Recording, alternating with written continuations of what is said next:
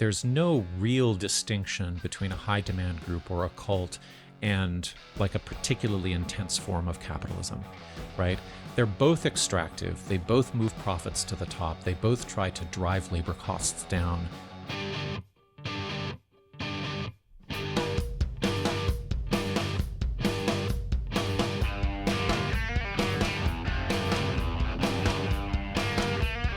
You're on Team Human, conscious intervention in the machine. An opportunity to pull back from the culture of dissatisfaction that fuels our fascist impulses, and instead find the space between the breaths, the sacred zone for play and connection. Community is our shared escape from the spinning wheel of false progress toward inhumane goals. I'm Douglas Rushkoff, and I'm on Team Human. Playing for Team Human today, the host of Conspirituality Podcast and the author of the new book, Antifascist Dad, Matthew Remski. Matthew's going to help us find a new kind of resistance to the atmosphere of violence in which we're living. The sweet spot for a new movement of mutual support. It's time to intervene on behalf of humans and all living things. I'm Douglas Rushkoff, and we're all on Team Human. I'm honored to have you here today, Matthew. Thank you, Douglas. It's great to meet you finally. You've been an inspiration to me for a number of years and on a number of levels. For listeners who don't know you, Matthew has been both a spiritual and yoga practitioner for many years, as well as a recovering victim from some of the cults where these essential practices are turned into exploitative and capitalist games. He's been deconstructing some of the worst of these, as well as our common vulnerabilities, on the podcast Conspirituality, essential listening for anyone on the path. We are all vulnerable to the shiny object of enlightenment and the relief from the pain of modern living, especially when we're living in states of constant stress and unresolved trauma like most of us are right now. His new book, Antifascist Dad, is a primer on raising kids in this environment, but it's also a primer for all of us facing these times to do so with calm resolve and compassion, even for oneself. This is important stuff. And I'm glad you're all here to take a breath together and engage with these ideas and ways of being. So, hey, Matthew, I hope that I feel like Rachel Maddow. I hope that accurately told the story to this moment. Is there anything you would add? I'm really, really impressed at how well you captured what I'm trying to do and what I'm hoping I'll be able to bring forward. And also, I just want to say that like this is a really early review of a final draft that is now in copy editing and production and stuff like that, but it's not going to be out till April. So I appreciate the sort of, forethought. Also, I want to say that like I'm going to be engaging with all of these topics in a supportive side podcast project starting in September, where I'm going to be doing something, outside of the work that I've been doing with my amazing colleagues, Beres and Julian on Conspirituality. But yeah, you totally nailed it. Thank you so much. Oh, well, thank you. Thanks for letting me see it. Yeah, I mean, I'm glad I got an early look. I'm sure it's pretty close to what it's going to be. It's all laid out. Well, it's done, and I think you nailed it. Yeah. So thank you. Well, good. And it's good to know that if my feedback is sort of like, oh, good, that's sort of what I was intending, then at least a new reader has sort of got it. There's so many things I want to talk about, and I mean, most importantly, I want to talk about what for me has felt like an atmospheric condition of fascism that I'm no longer thinking of. And I know technically fascism is this ideology and Mussolini and those dudes and all that, but fascism, I want to almost use it in another way to mean this violent, binary, either or absolutist literalism that seems to be plaguing everybody, not just, MAGA people or something. Right.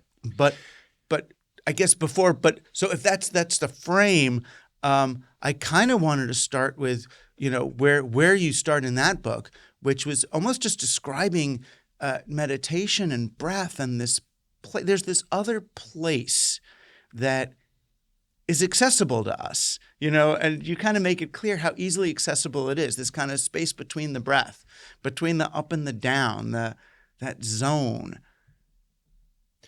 Yeah, I think that one of the most, generative things that came out of doing 8 years of cult journalism, following, having been in 2 high demand groups and trying to sort all of that out within myself, is that I was able to sort of pull back from some of the more paranoid and depressive aspects of how various spiritual techniques can be used or weaponized against people who are earnestly trying to find some sort of relief, and to see what actually worked. And the basics are always the basics. And I think they come into play, especially when I'm thinking about young people, my particular young people, but young people in general, and the kind of zeitgeist of fascist speed that you're talking about.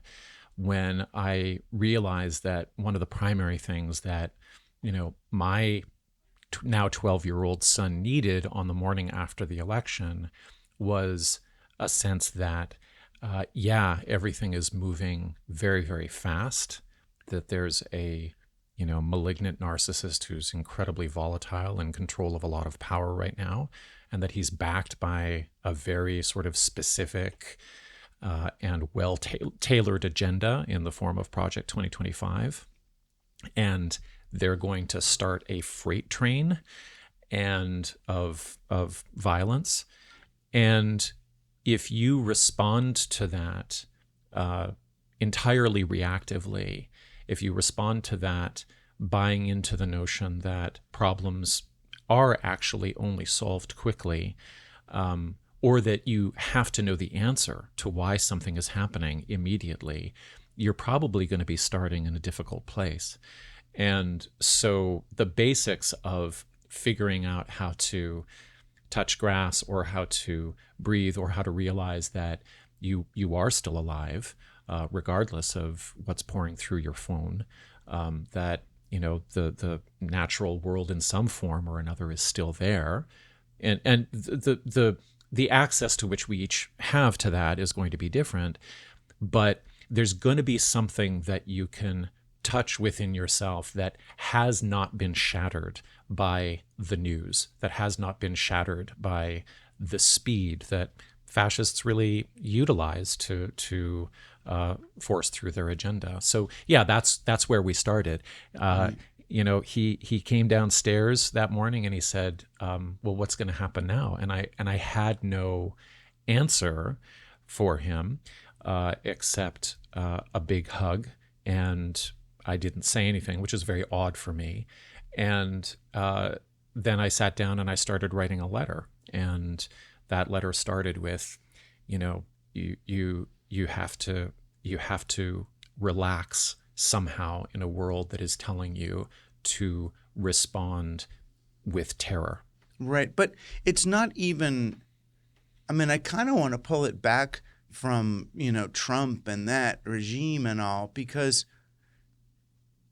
the conditions for the current situation were pre-existed that. Sure. There was a brittleness on both the right and the left. There was an absolutism from the left in 2016 when they looked at Bernie go on Joe Rogan and freak out that he's going to talk to the boys now and try to bring them into, we don't want them in our movement. It's like, dude, of course you want them in your movement. You want to transform them. You want to bring them. Yes. You want everyone that you could bring into something. So there was a I mean, in some ways, you could argue on some spiritual karmic level that we're going to have to manifest this thing. We're going to have to, it seems we need to create the idol in order to smash it. You know, that it's going to get as concrete as it needs to until we can recognize this thing that we're co-creating. Yeah, I mean, I think the pre-existing conditions for that election day, as you say, are already in place, that things must move quickly, that we must know what our positions are and hold to them as fast as we possibly can, and that there's going to be a limited sort of capacity for learning and adjustment and making coalitions and, figuring out what Popular Front means and figuring out what, the various levels of resistance to fascist energy might be. Yeah, I agree that like there is a general, atmosphere of rigidity and perhaps performativity and a kind of politics as gamesmanship, and a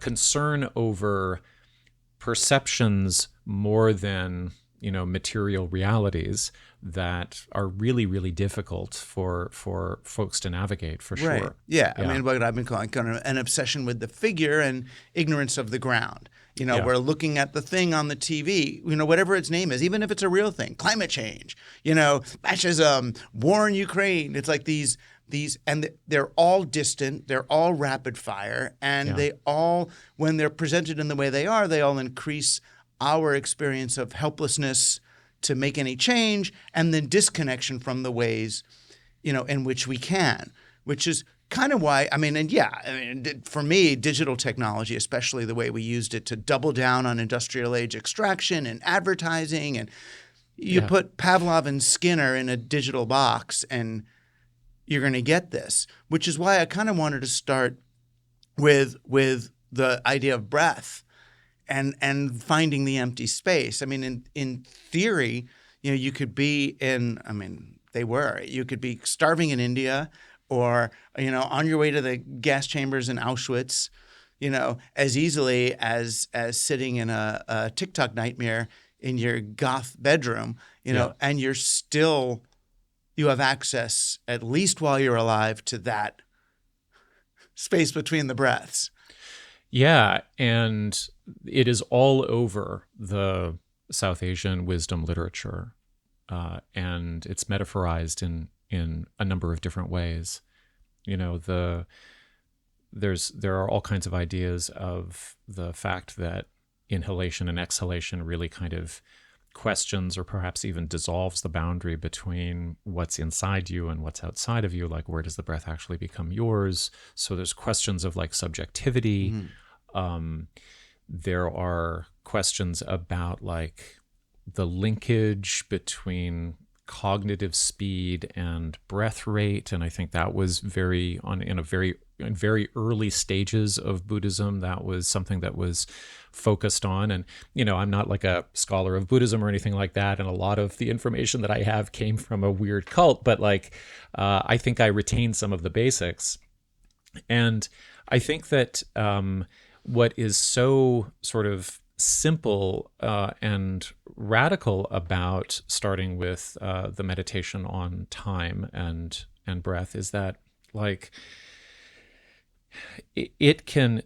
that can be commodified in itself until it into all kinds of wellness forms and products and workshops and teachings and retreats at Esalen, whatever.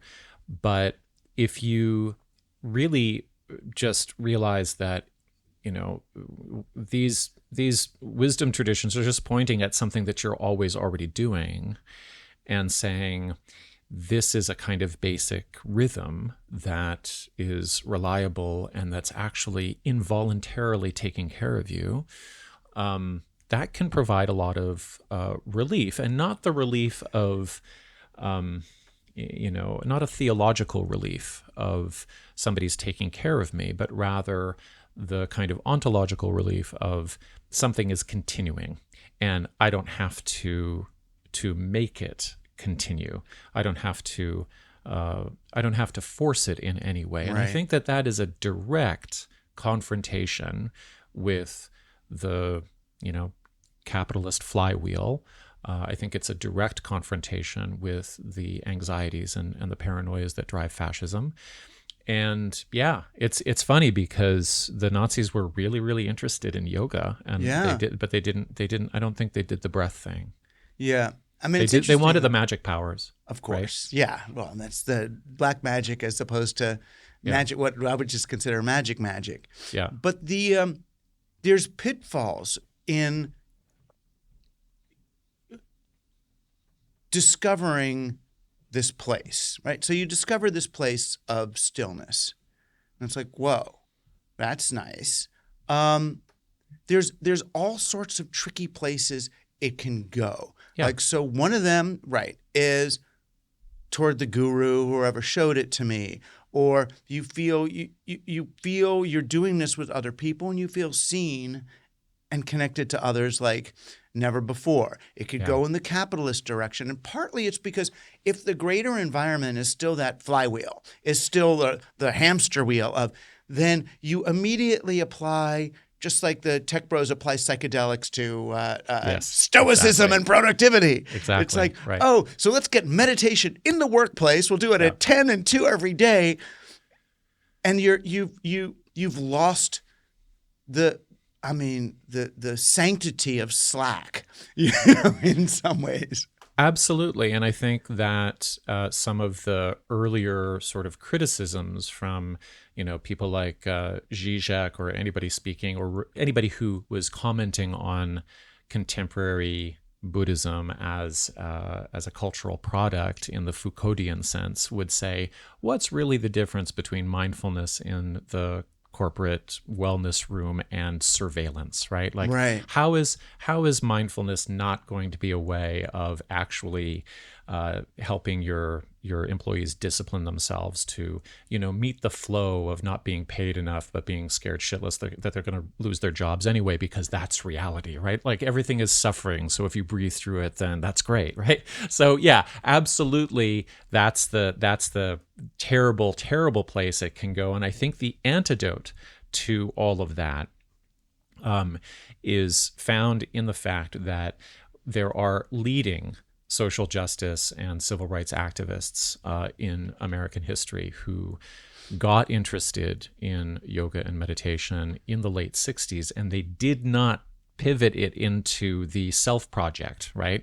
There's this amazing moment on the hill at Jaeger's farm in 1969 during Woodstock, where Swami Satchidananda opens that festival with an Om. And he gets, however many thousands, hundreds of thousands of hippies to chant. And what they don't realize is that he's coming from a form of reconstructed yoga and meditation practice that has been politicized in India according to nationalistic kind of principles. And so they don't really get that his whole thing is to try to actually suppress political creativity or to pacify it. That's part of the Hindu nationalist sort of usage of this material. Right. And there's a lot of people who also sort of, osmotically get that message, and they begin to use yoga and meditation for the next 40 years as ways of accommodating themselves to the new neoliberal order, right? It's like, I'm not going to change. I couldn't stop the Vietnam War. I couldn't change, how labor was structured. I guess I'm giving up on my union because what the fuck, they don't really, they're not really doing anything for me anyway. I might as well keep going to my yoga classes and perfect my alignment so that I can be personally ennobled in the face of suffering. And the people who didn't do that are Rosa Parks was a big yoga practitioner. Angela Davis taught herself yoga in fucking jail. Audre Lorde was, used self-care as a political act. And, they didn't have this kind of perspective of, I'm going to be the change that I want to see in the world because I'm being a yoga person. They were like, I'm going to use yoga to get myself straight so that I can go out and kick ass. And that was, there's a fork in the road there. Right. And I think it's presented to us still. I myself have sometimes thought there's all this election stuff and all these different issues, but if I do ceremony and have some experience, then at least on some fractal level, I'm impacting the rest of reality. But that's kind of like a save the whales by meditating and hoping they hear it or something. I mean, there may be some magical something, but I think that's what we call spiritual bypass, isn't it? Yeah, according to John Wellwood, if there's that sort of like implicit or explicit belief that was the end of the line, and that's kind of what we see in the candidacy of Marianne Williamson, sort of halfway there, which is like she spent, and I don't blame her because you can't spend 40 years reading and teaching out of A Course in Miracles and then somehow run a presidential campaign thinking that you can now become like an actual materialist, right? And you can, I mean, she was at the beginning of COVID, she was doing Facebook Live meditations where she was talking about how breath meditation was going to raise your immunity and was going to protect you against the virus, which if you asked her, like, should we be vaccinated? She would say yes, but she contributes because they never really want to add the caveat that what you're actually doing by calming yourself down is you are becoming more regulated to face the actual challenge, right? It's not that you are changing the material facts. In fact, fascists are probably really happy if you calm yourself down, right? If that's the end point, they're pretty happy if you do it, and I think that's why sometimes there's this weird conspiracy theory that never quite got developed about how one of the co-writers of A Course in Miracles was actually on the payroll of the CIA for a number of years. He was a psychologist, Bill Thetford, and he was working on MK Ultra stuff. Nobody really put it together, but that was always in the back of my mind of oh yeah, I'm sure the otherwise progressive people who would be out raising shit, you would love to just have them, think about how Jesus loves them and, doing light rituals. I'm sure that's just totally great for the state. Right, so, exactly. Yeah. Put them on the sidelines. Yeah, right. and make them happy. And not only on the sidelines, but happily on the sidelines, happily doing their jobs, happily saying, well, if I can manifest a better mortgage rate, then I'm going to try to do that, right? It's a great way to get people to really participate. I don't think that happened, but there's some sort of resonance there. Yeah. I mean, they're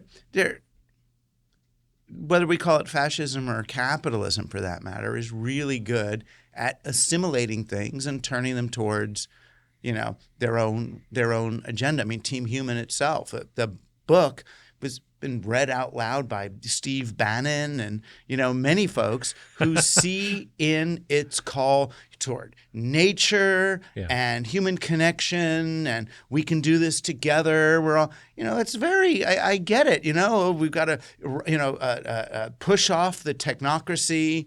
Into and restore our connection to the ground and the earth and the soil and blood and and right. it goes straight there. But I mean, which is why I guess beyond meditation and those things, the other thing that cults of all sorts provide is a kind of friendship and Absolutely. Fraternity. Yeah. Which we do need, which is real. A beautiful commune or a big family, not Manson-esque, although Manson-esque too, provides a kind of a connection that we're lacking in this environment. And, You look at a whether it's a Trump rally or a campus Palestine protest, and 90% of what people are getting is the connection to the other people, even if they have no idea what they're talking about. So, you want to know what's been going on at our sponsor, Everyone's Earth? Beyond the Kobe dryer sheets? I'm glad you asked. They're about to release a number of new products that replace plastic crap with biodegradable and regeneratively sourced alternatives. Kobe Laundry Buds. Those little pellets you can chuck in the laundry machines? But without the polyvinyl skin and phosphates inside. Or Change Diapers, not just better than the other disposables on your baby's bottom, but they don't create permanent plastic monuments or leach microplastics into the babies themselves. Check out everyone'searth.com for more. You look at a whether it's a Trump rally or a campus Palestine protest, and 90% of what people are getting is the connection to the other people, even if they have no idea what they're talking about. So here's where I need to come clean about how over the course of like 8-10 years of cult journalism, I've gone through a shift where, and I think it's understandable. I don't have any regrets or anything like that. But like, if you come at that world from a survivorship perspective, like I lost 6 years, alienated from all of my friends, almost ruined my family relations. I was delayed in a bunch of different ways that I wouldn't take back now, because here I am talking with you and, everything, I appreciate my life, but like,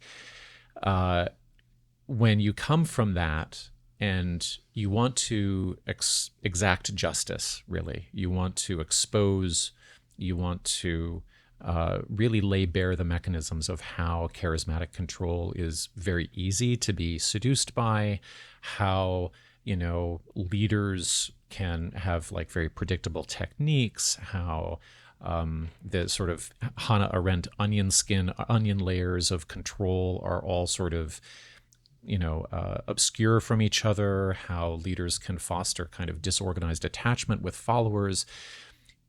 All of that I think is super technically interesting. And what I started to realize, and I think this was when the rash of like HBO and other streaming documentaries on cults started to explode maybe 3 or 4 years ago. Yeah. I don't know how it happened, but at one point I went, oh, this is a kind of propaganda, right? This is a kind of a way of, now in religious studies, there's been this long argument that, we really shouldn't really talk about cults because they're new religious movements and you're going to alienate people, and what's a cult really, and the definitions are bad and all of that stuff. But like what was not in that sort of objection to cult language was the fact that you what it does, what the literature and the documentary and streaming stuff often does is it turns relatively mundane stories of social control. And what I mean by mundane is that they're happening everywhere, and it makes them unusual, right? Like there is what I have come to sort of think is that there's no real distinction between a high demand group or a cult and like a particularly intense form of capitalism, right? They're both extractive. They both move profits to the top. They both try to drive labor costs down. They try to control and recruit and indoctrinate members into a particular sustainable life cycle, and for their benefit.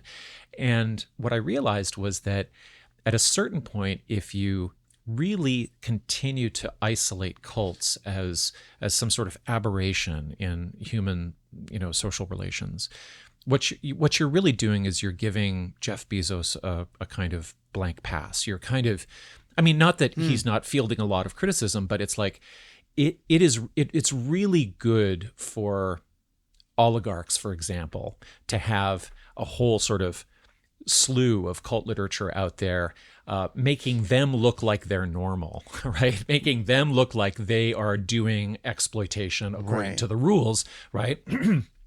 and so I just don't really see cults as being that interesting. But it's interesting you say that, right? So it's almost like, I mean, because I had a cult experience too that I guess I'm more embarrassed of at this point than anything else. And it probably, again, just like the Trump thing, it says more about the precondition that I was in and the structural lapses in our society. I was in a car accident where I lost my best friend next to me in the car. He bled out.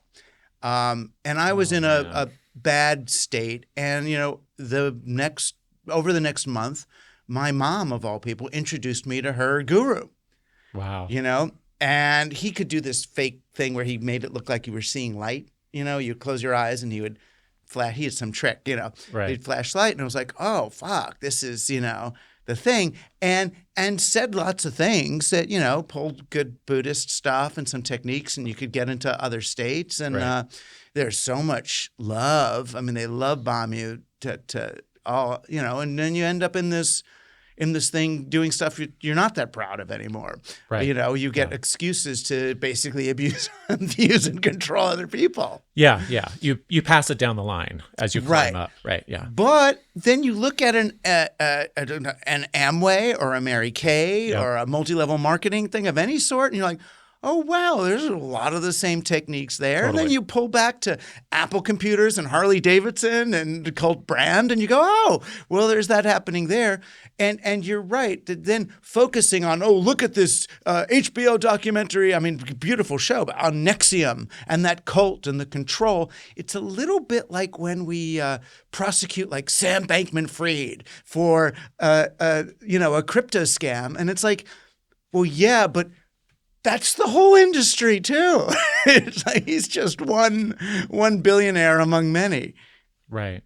Yeah, I just am really sensitive to forms of criticism now that unintentionally run cover for the dominant order, right?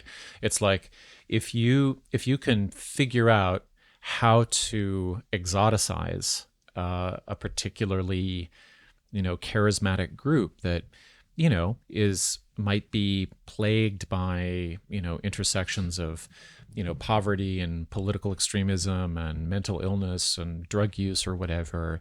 If you can make a story out of that, there's kind of like a cathartic social, okay, well, thank God I'm not in that feeling about it. But then where am I actually? Yeah. But then aren't we also, and this is why, and people think that I'm defending fascism or defending Trump and Bannon and those guys, but aren't we also, as a left or progressive, whatever's left of that, aren't we doing that by singling out the Trump phenomenon as the problem rather than part of, again, Trump didn't make this. Trump jumped into the standing wave of culture and became the figurehead for something that's a greater phenomenon. Yeah, my answer for that, I don't know if this lines up with how you think about it, is that in the cultural discussion right now over fascism, there's really a fork in the road. There's a major division. So if you listen to Rachel Maddow, or if you watch Tim Snyder on MSNBC, the concentration is really on authoritarianism, and the criticism, especially with Snyder, applies to both the right wing and the left.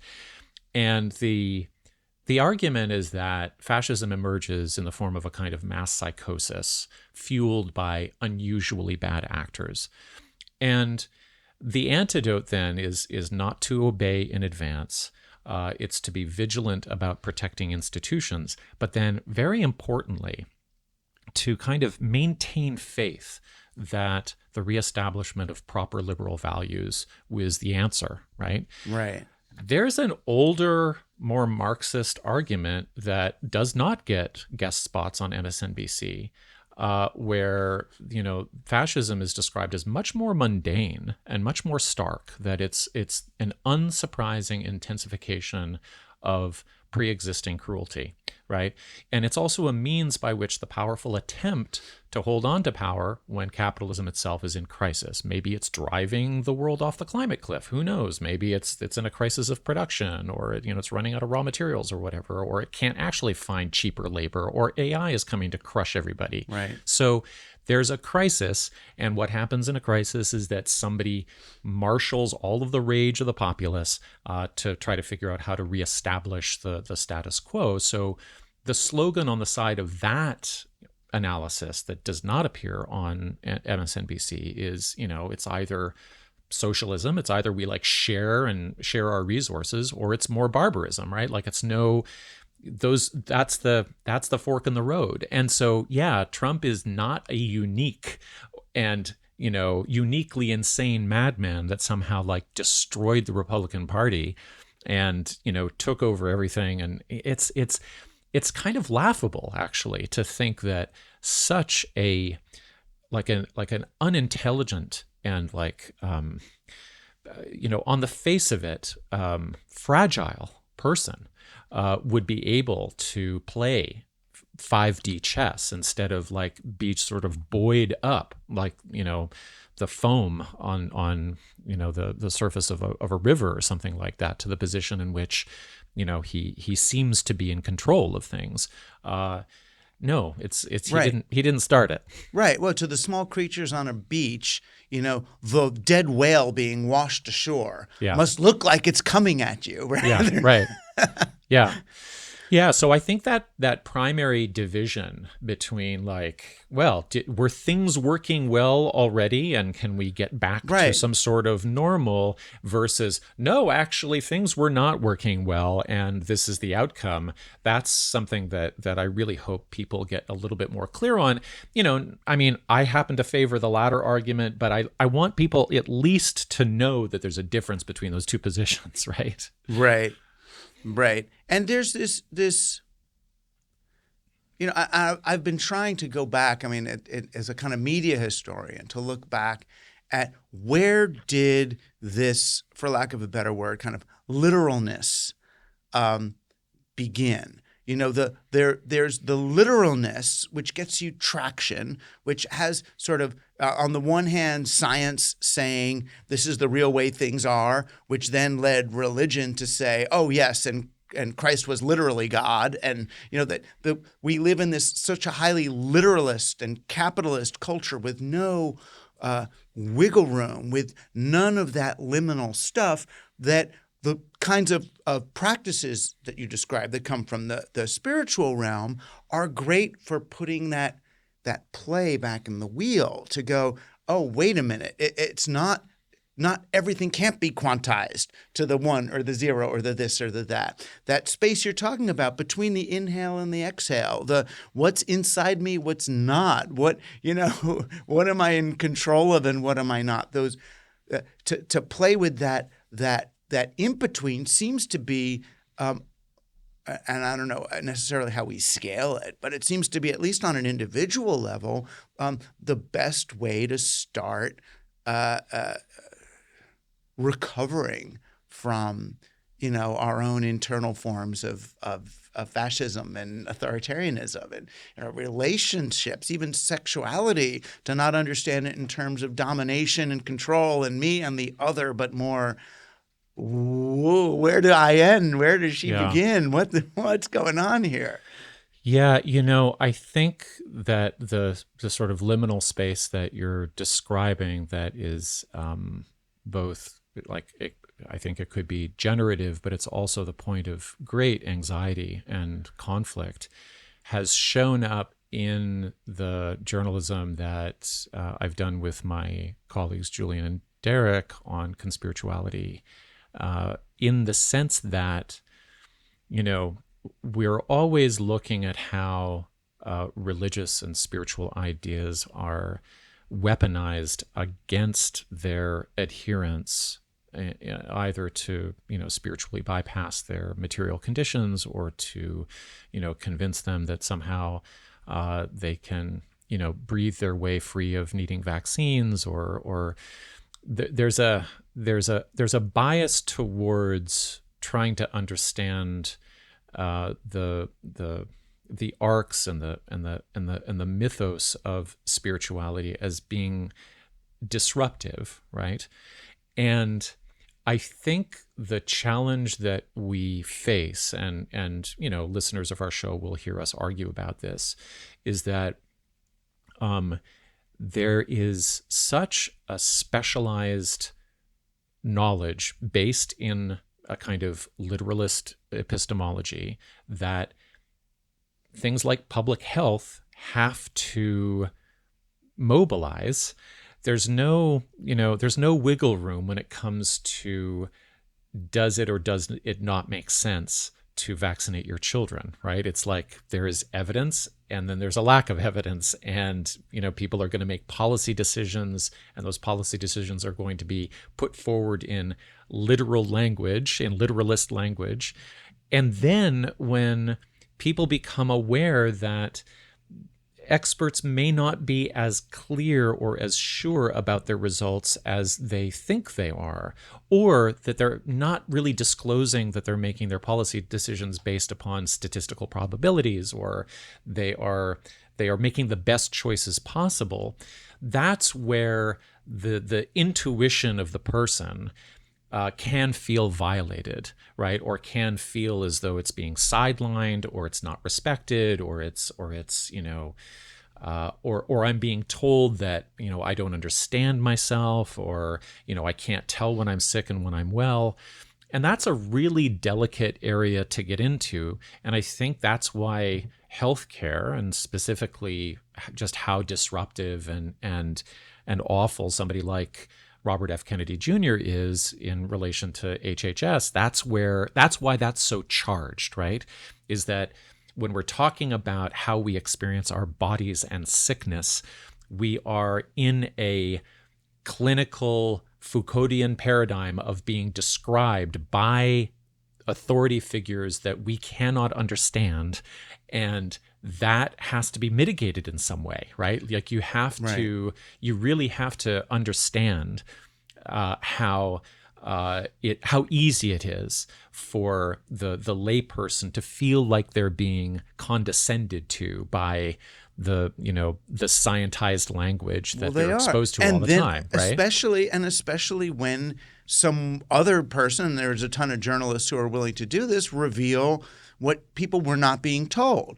So we're trying to push the COVID vaccine on people, and then Israel finds out that some number of young boys are getting myocarditis after taking this vaccine, and it's like, rather than sharing the risk-reward ratio with people, so they can make an informed choice, they kind of repress that, and then it comes out, and everybody's like, oh, well, Bill Gates is trying to inject 5G towers into people's bloodstream. Yeah, and there's just an unfortunate, going back to our question of speed, there's this really unfortunate sort of choke point where what the public health official doesn't have the time or the space to say is that, yes, there are risks. I mean, often they will, but then they will say, we've assessed that they are, extremely small, or they're not really significant on a population level or whatever. But often the nuance in the public health communication just gets lost. It's very difficult for that to be communicated. And then when it comes back, it bounces back. The sort of conspiratorial boomerang hits you in the head. It's like, you told me there were no risks to this, right? Right. And that was never quite true. But when the information is coming from expertise and from a sort of place of unassailable authority, I think it often feels true to people. You were telling me to do this. Right.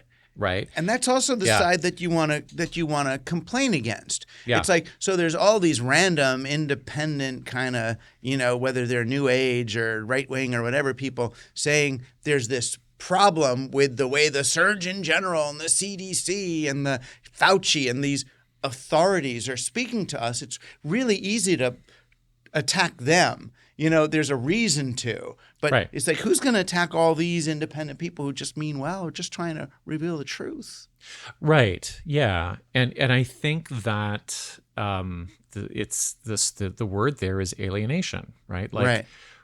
what is the governing authoritative figure? And if the governing authoritative figure is telling you to do something, and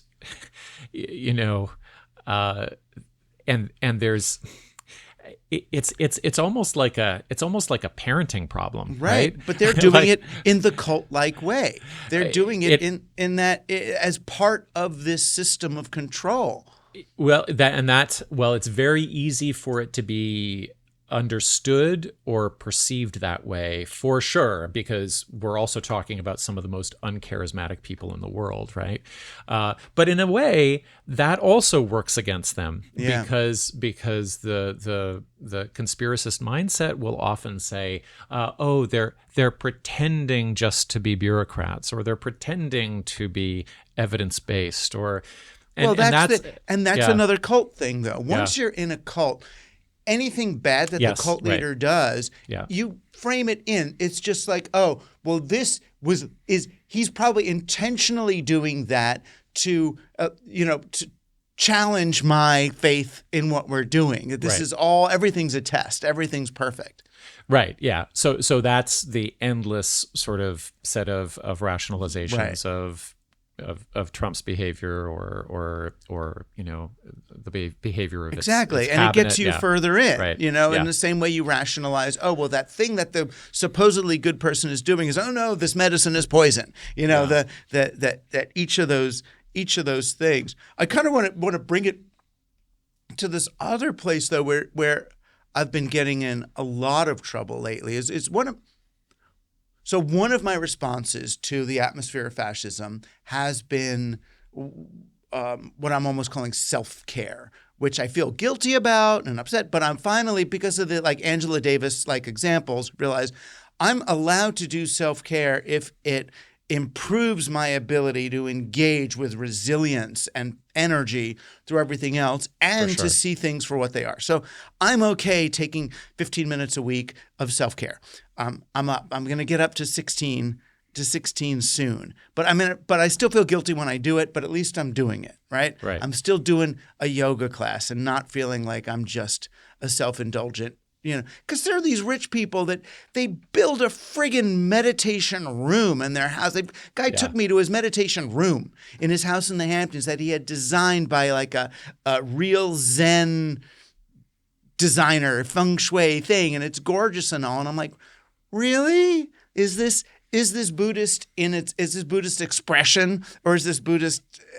This is something else. Anyway, I don't feel that my 90 minutes at the Zoom in my bedroom is quite that yet. I'm not at that level, right? But the other thing I've been wrestling with, and I couldn't even argue it. I was at Purdue at this dinner after a talk, and someone asked me how I felt. It was all about the Israel thing and Palestine, and eventually I said, I shouldn't have said it because I guess I don't know what I really mean, but I said I'm a pacifist.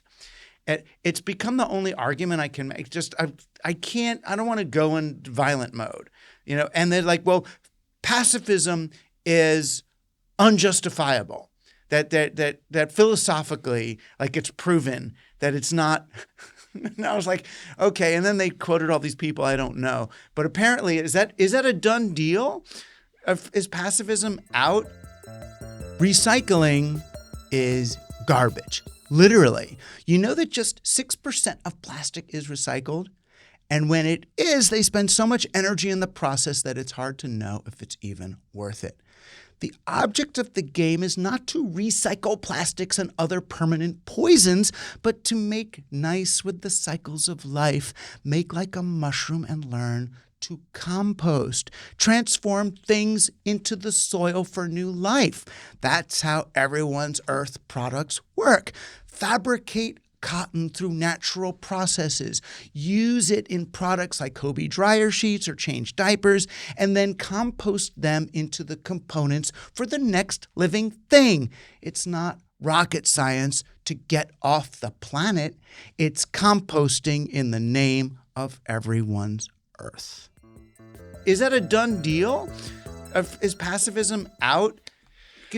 Well, so I've been looking a lot at this question because, at least from like a conspirituality standpoint, the notion that the way in which social movements are most effective, or at least most ennobled, and they attract the most number of adherents, is through following a kind of Gandhian nobility, right? And this point of view, you probably came into contact with through the work of people like Gene Sharp, who was, kind of the main theorist of nonviolent resistance. But then someone said he got revealed now that Gene Sharp, someone did a book that Gene Sharp was revealed as a neoliberal apologist. Well, it isn't a book, but what has happened is that the researchers that took up his sort of project of let's establish that this was the goal, really. Let's establish that nonviolent resistance is the primary way in which successful social movements are successful.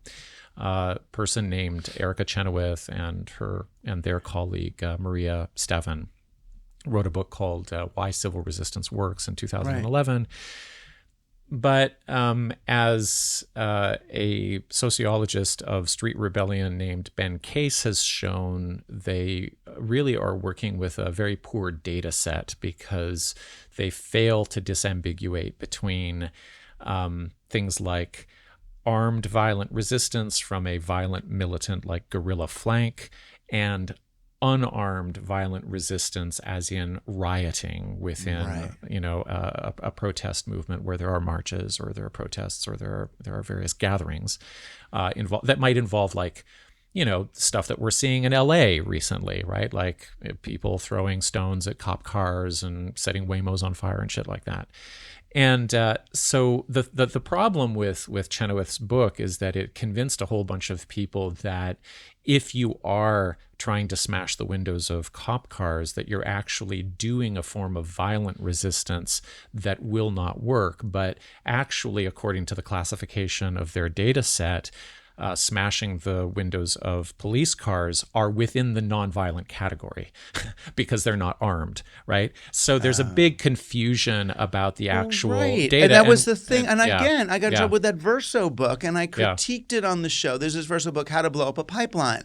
And I was like, by Malm. Yeah, right. I don't like that. I don't like to blow up a pipeline. And they're like, but the pipeline's killing all these people, Native Americans, Indigenous. And I'm like, but when you blow up a pipeline, then you blow up a thing, and then it's like, it feels like really close to the road of violence. It's like the smashing the car window. It's like, dude. Yeah. I mean, my understanding and my sort of my personal perspective on it is that, there's a big distinction to be made between property damage and violence to human individuals or humans as a group, and that nobody serious talking about either one of those things is talking about them without like deep strategic thought, engagement, and moral concern. So that's what I've seen so far. With regard to how do things spin out of control, I think that's what the moral and strategic discussions are about. And I also think that, like, what some of the research of like on the ground street protest actually shows is that you never really know what's going to strike the match and push a whole bunch of kinetic kind of factors over the edge into broad-based political support. Like, I think that I personally, I applaud and I revere some pacifist action, and I don't think that anybody advocating for nonviolence is technically wrong. What I would say is that claiming that it's empirically right or that's the way things actually happen, that's where things get messy. And what actually winds up happening is that we get this phenomenon where Democratic governors in Democratic states like New York are sending out riot police because Biden has said that the campus protesters are being violent, right? When, what are we talking about? Some smashed windows, occupied library halls. And what they get faced with is the pre-existing state violence, which is what they're already protesting, right? Right. And so there's a way in which people in the center left, liberals will use arguments about the empirical validity of nonviolence in their view to actually discipline their own kids, right? And to say to their kids, your anger is stupid, it's misdirected, you don't understand how the world works. They're basically calling the manager on their kids. Right. But the interesting thing, the example you bring up of the sort of the campus protests and how they triggered the carceral state, basically. Yeah. It was almost the intention was, let's recreate the Gaza phenomenon on the campus. So it's like, how much do we have to do to get the state to treat us the way Israel's treating the Gazans in microcosm? I mean, not as obviously not bombing their own campuses, but to exercise their power. And it's tricky. I mean, and you can say that the style of campus protest, because it was derivative of the same style of resistance, that it's going to end up in a kind of fractal way, being self-similar to all the other. But it's also it also leads us to ask how do we confront the bully, which kind of goes back to Antifascist Dad. How do you confront the bully? The thing I was most upset about the morning of the original Trump election was not the politics so much as my 11-year-old daughter saw the bully win. Yeah. Right? That the kids in school could say, and they did, oh, now we're allowed to grab you by the pussy. You know, 11-year-olds. Right. And it's like, oh my God, the worst kids now won. Right. And I know that's the least important thing, but on a microcosmic level, it's kind of important. How do we react to the bully now, though? So if I'm teaching a class at Queens College and ICE comes in to grab a student that I know and may or may not have some wrong thing in his papers, or his DACA maybe being do I stand in the way? Do I do what this mayoral candidate just did? He tried to hang on. Right. He tried to hang on to that. For people who don't know, he's a Lander. He's a mayoral candidate, and I don't think he was doing this in a sensationalist way. He was at the court, and there was a guy who came in, the way they're all coming in for their appointments, and then getting grabbed by guys in masks and brought God knows where with no paper, no nothing. And Lander was trying to say, it's sort of his micro. I've got Anne Frank in my attic. I'm willing to stand up for this person, and got arrested and whatever. Yeah. Well, I think the conundrum that you're feeling at that dinner after the talk at Purdue, I don't want to I don't want to read your mind or anything like that, but I think everybody who has been brought up in with the influence of sort of nonviolent persuasive change. I should be able to reach across the aisle. I should be able to talk with my opponent, has to grapple with the moment at which that opponent has no interest whatsoever in talking with you. In fact, they have a mandate. They have a mandate to manhandle you. How do we bring the Nazi to the inclusiveness table? You don't. You don't, and that's why anarchists say you punch them in the face. Like at a certain point, they are in the street. They are not backing down. They are depriving your neighbors of human rights. They are not going to stop. They did not stop in 1936. Right. They are not going to stay. Why would they stop now? Right. History tells us. Do you punch them in the face and go Warsaw Ghetto style, particularly when they're going to beat you anyway? Or do you hold hands in front of the persecuted person's house and say, you will have to run us over first before you get to that person? I think you have to have room for people doing both, right? Because not everybody is going to be able to do the face punching, and that might not be advisable at all, depending upon the circumstance. And from what I understand from my anti-fascist friends and people who do actions and get involved in actions like that, nobody does those things sort of willy-nilly or without planning or without the characterization of the Black Bloc as being some sort of like unorganized, completely, sort of chaotic thing is rarely the case. Usually there's huge meetings, very long and boring beforehand about what exactly people are going to do. And what they're willing to do. What they're willing to do. Like your red flag people and your yellow flag. Exactly, are you willing to get arrested? Are you not?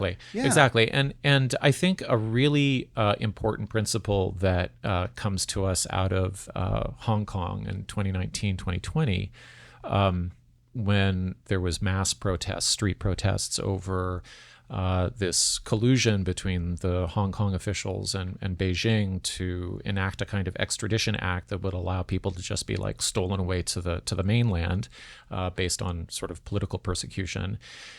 People did not want that to go through, and they went out in force in the streets, and they got beaten up by cops for days and days and days, weeks, I think.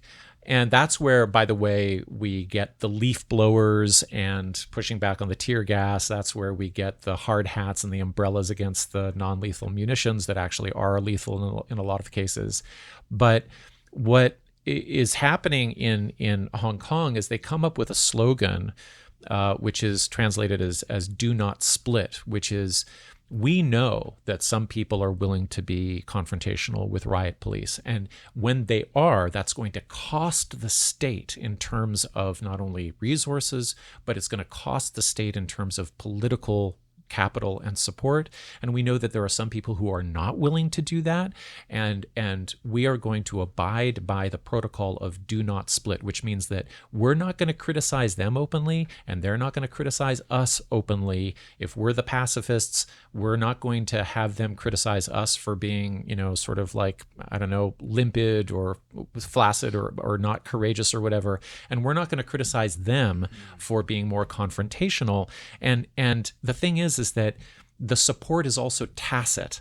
It's not like they have to come out and tell the media, oh, we approve of our more sort of confrontational colleagues. They just keep quiet. Understanding that a range of tactics is probably going to be necessary. Nobody really knows what's going to work. But if everybody's pushing back against a particularly violent state, then everybody's really on the same side.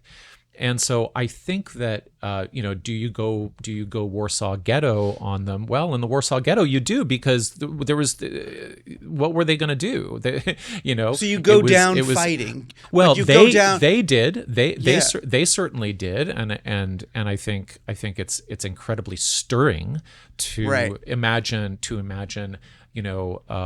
what it would be like to rally that kind of response on the brink of starvation.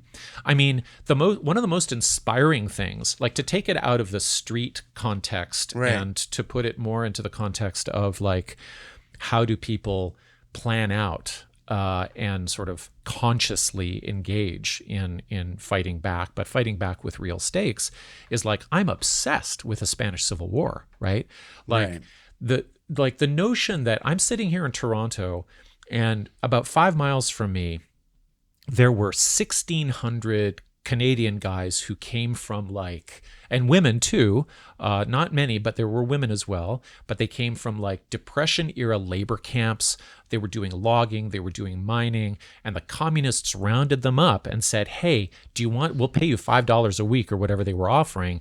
Do you want to come to Spain? Because this is what Franco is fucking doing to the peasants over there, and they need help. And the Communist Party helped them come through the train station here, and then they put them on buses to New York City or trains or whatever. And then they sailed to France, and then they took the train down to the foot of the Pyrenees, and then they walked over.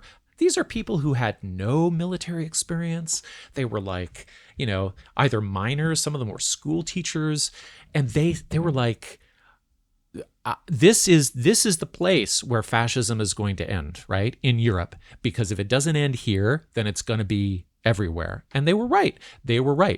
And they lost. And they lost. And they lost. And they lost because their governments refused to support them. Right. The only arms that came into the international brigades came through the Russians. And then the Russians eventually pulled back as well when they saw that it was a losing cause. But our prime minister at the time, William Lyon Mackenzie King, was he went in 1936 to visit with Hitler. He came away and he said, he's a real kind of mystical figure. He's kind of like Joan of Arc. I can't believe how well he's doing with his organizational. They fucking loved that guy. They loved it. They loved the vision. A lot of bro culture here loves that vision too. And I mean, some of it's cynical. Some of it's I think Mark Zuckerberg saying we're going to be more bro, at Facebook and move our content management team from San Francisco to Austin and give all these signifiers of broness. Yeah. I think he's doing that cynically. But a lot of Silicon Valley and all the way down through Austin and Rogan and a lot of the Rogan atmosphere are partly saying, and they were maybe Bernie people at some point or neoliberal and others, are looking at monarchy and which is monarchy is a very nice way of saying authoritarianism. Yeah. But they're looking at Nick Land and Curtis Yarvin. I mean, they have even let's call them intellectual foundations for human society is going to be better off not worrying about Amendment 581 and going back to sort of Elizabethan England style authoritarianism. Look at the Chinese. They all, at the Olympics, there was 1,000 of them doing Tai Chi perfectly in sync and, just go with that flow. Yeah, and Yarvin is saying, well, in the novels of Jane Austen, the women were doing really well, weren't they? They were they had, nice clothes, and they were well fed. Trad wives of another sort. Exactly. And a lot of them were well read in addition to being well fed. They could read Rousseau and argue about it at the dinner table. Yeah. I mean, and I guess what's so weird about those folks is how, It's like they're able to cherry pick these kind of Hallmark card scenes out of history and sort of generalize them to the population as though the people in the Jane Austen movies were not, novels were not where they were socially because they were at the top of, an empire. Huge colonial exploitational thing.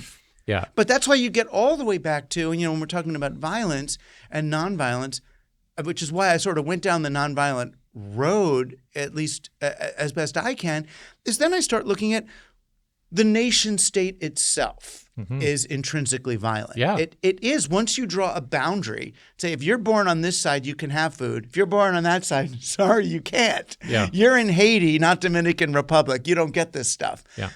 It's violent by its nature. Yeah. So if you're going to, it feels like the only path to getting through to the other side is to de-escalate all forms of division and violence. Yeah, and I think the only distinction that I would make would be the one that comes up in Ben Case's book, where he's doing this ethnography on the Fallist protesters in South Africa, who had their moment about 5-10 years ago, where they're talking about, they make a distinction between big violence and little violence, right? The big violence is the pre-existing, state monopoly on who's going to go where and where your body has to be and how it has to behave and all of that. And, it's the violence that Angela Davis in that famous interview from prison is talking about, because the interviewer says, so, do you approve of violence? And she says, what are you talking about? Do I approve of violence? Do you even know what it means to, come from a heritage of slavery? What are you talking about? Violence happens. Kwame Ture says the whole thing, violence happens. It's a matter of who is legally sort of empowered to do it. And, I think that with the fallists, they're saying that's the big violence that we live in the shadow of, and the little violence is what people do in response, right? And it's like we all make our moral deals. Luigi Mangione is going to have to live with what he did for the rest of his life. He's going to have to wonder whether or not that was strategically worthwhile. He's going to have to think about Brian Thompson's family. If he's not a sociopath, he's going to have to sleep with that, and everybody's going to have to live with the aftermath of that very violent decision. But you can't say that the social murder of the, American healthcare system, to use Engels' phrase, is doesn't mean anything in that context, or it's not part of the discussion, which is pretty much what, most of the media commentation after that wanted to do, was to say oh, this is an individual act of terror. And, I think, according to Case's terms, it's a form of little violence in response to big violence. Why are consumers raving, environmentalists celebrating, and dermatologists recommending a dryer sheet? Because Kobe cracked the code. The first all-cotton, 100% biodegradable dryer sheet. Spelled C-O-B-I. C-O for cotton and B-I for biodegradable. Kobe delivers cloud-soft laundry that's static-free and safe for everyone's skin. The only dryer sheet that disappears after use with no toxic legacy in our landfills. Save 10% on your first order at KobeDryerSheets.com. C-O-B-I Dryersheets.com. I think, according to Case's terms, it's a form of little violence in response to big violence. Right. And the question is that the best way to make people aware of the violence? You can make a ton of Denzel Washington movies where his daughter's dying because the insurance won't pay for something, and then he goes violent in the movie. Which is a nicer form of violence, I guess, than actually shooting somebody in the street. But how much good did that movie do? None, right? I'm still denied coverage, and and I just want to make the point, not to even give the hint that I think that Mangione made the right choice there or anything like that. But two points is one is that for 100 years, most anarchist theorists have said the propaganda of the deed just doesn't work. You do not make lone wolf decisions because, first of all, nobody's going to really have your back. There's no sort of long-term planning or thought involved in who's going to pick this up and make something out of it. So just don't bother. But the second thing is that, if within days somebody in Baltimore in a pizzeria that guy used to go to on a weekly basis or whatever has taken his picture and made it into a Catholic icon with a Sacred Heart, that means something. Don't laugh at that. That means he touched something that is as real as life and death for large swaths of the population, and that's to be encountered. You don't dismiss that. That's just calling the manager. Right. But he didn't have a community buffer. No. Which could have conceivably helped if he was part of an anti-insurance industry movement. They'd be like, "Oh, dude, don't get do it. that. Don't do that. Let's do something. Let's do something else." Yeah, right. If you want to exactly. put yourself at risk, there's sort of things you can do. What about this hanging off a bridge thing that we got from XR? There's a few other, whatever. There's something else you can do. But that's, to me again, which is sort of to bring it back to the sort of my whole Team Human mission is that if we establish or conform communities, we end up with a very different kind of resilience against fascism rather than necessarily resistance against fascism. Yeah.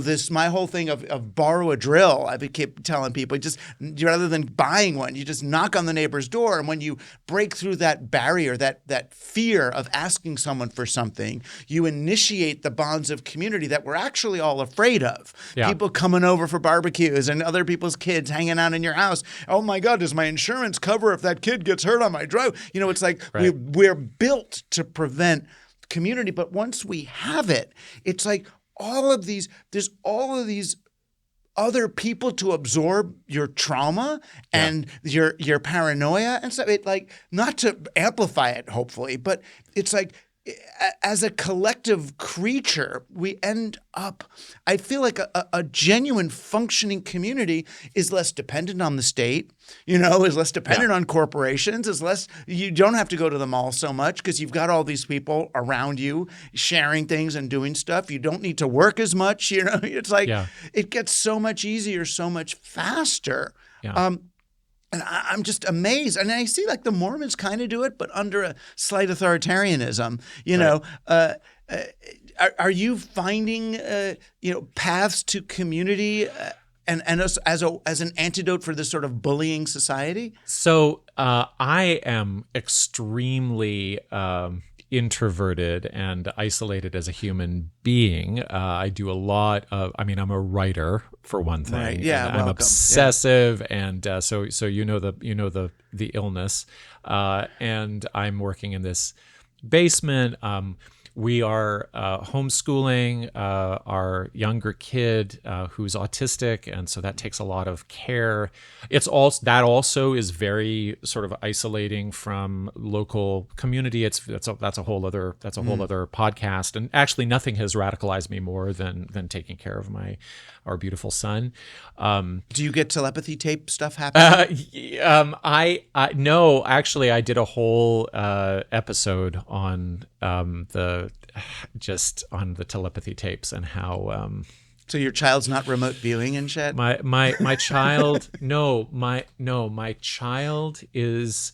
If there's a telepathy tapes thing going on with my kid, it is that he is forcing me to reevaluate every single prior that I have about what giving and parenting actually means with regard to is my job to help this person learn how to comply with social conditioning or not. And the answer is it's not. That's not my job at all, actually. Actually, my job is the opposite. My job is not that he's some fucking unicorn who's here to save my life or something like that, but it's his sort of gift to me is to help me figure out like what are my expectations and what kind of ableism, what kind of fear of authority, what kind of grind set, self-soothing mentality have I sort of taken up and made into part of my soul and twisted myself with. How can I undo any of that, right? So yeah, that's a whole other thing. So the short story is I am trying. I visualize getting back out into the world like I used to be out in the world when I was in my 20s. I was in writing communities. In my 30s, I was in like yoga and Buddhist communities. Now is a very heavy, intensive parenting time, but I want to start reading groups, and I want to do meetings and stuff like that. There's all kinds of things that I would like to do, but where I sort of face off, because I'm not an expert in any of that at all, where I face off against that in the book is in a chapter on friendship, which is goes right back to Aristotle in relation to like what does it mean and what does it give to us, and I use that chapter to reflect on what I see my own kids being able to do. And I think one of the conclusions that I come to is that being able to understand what friendship is, like, Aristotle has these three categories of like, is it a friendship of enjoyment or pleasure? Like, do you just get a gas out of hanging out with a person? Is a transactional relationship? Do you get something from the person by hanging out with them? Or is this the friend of virtue who you love because of who they are and you are very invested in figuring out who they can possibly be? That I can see that already sort of taking shape within my kids' society. And I think that is the basis of anti-fascist community, actually, because with the tools of friendship, you really don't tolerate or bow down before or invite in bullying. And if it's at the point at which, the bully can be, forgiven and brought in and, offered support for what they're actually missing, because that's what's going on most likely. I don't generally believe in the pathologization of fascism. I don't believe people are born to dominate each other at all. Maybe some few, genetic variations or whatever, like we have that, these are people who sometimes arise, but like for the most part, what I see is, kids have the capacity to understand and build friendship if they're supported.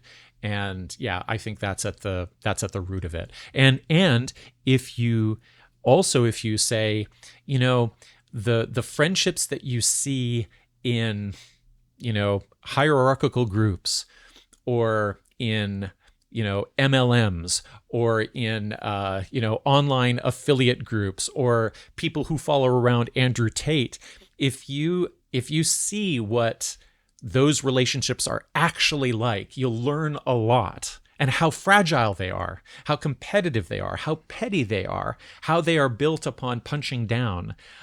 You will understand what you really value about the people that you love around you, and you'll build on that. Right. I mean, and it's a great lesson for kids when they always, I want to be in that friend group. I want to be in the Mean Girls group. I want to do that. It's like, do you really? Yeah. And again, if you find that space between the breaths, it's not that you become passive under capitalism, but you're way, way less compelled to jump through the hoops and into the gears, of that fucking sick machine that was created to chew us up and spit us out, not to ennoble us. Yeah, and that's not consensual and not necessary and not preordained, and that's what maybe one last thing that I would want to say is that there's a strategy that some commentators have around trying to take care of or shepherd, what's happening with the boys these days, or like how do we prevent boys from being radicalized and so on. And there's a way in which you can sort of take the social conditions and the economic demands that we are born into and make them into the law of nature, and say that the best way that you can help your kids is to help them adapt and comply with these rules. And I don't think it works. I think what you wind up is people who are functional within dysfunctional systems.